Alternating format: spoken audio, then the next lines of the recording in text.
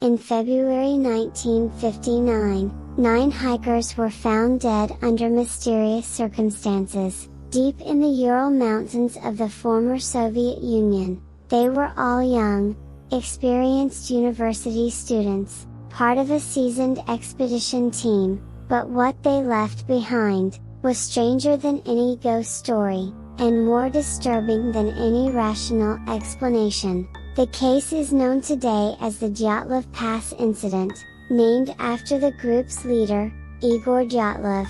Originally, the team had 10 members, but one fell ill early on and returned home, leaving 9 to continue.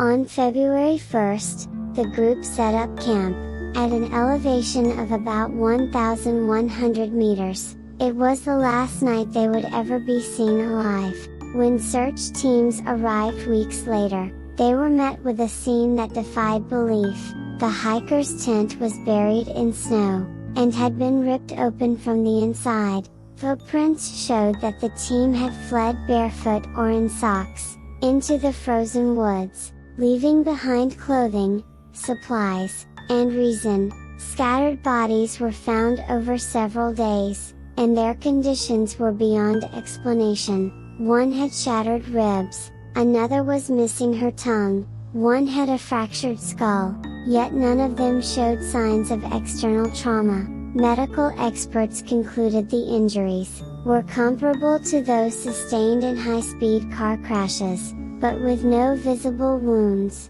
Even more baffling, some of their clothing tested positive for radiation, and several witnesses reported seeing strange lights in the sky. On the night of the incident, the Soviet authorities quickly shut down the case, concluding it was caused by an unspecified natural force, but the questions only multiplied. Why was the tent torn from the inside? Why did some of the victims flee without shoes or clothes? Why was radiation found on their garments? Why were tongues and eyes missing? What were the strange lights in the sky? Decades later, no official explanation has ever truly answered these questions. Some believe the group stumbled into a secret military experiment, others suggest an attack by a Yeti, or something even less human. In 2019, the Russian government reopened the investigation. Their conclusion: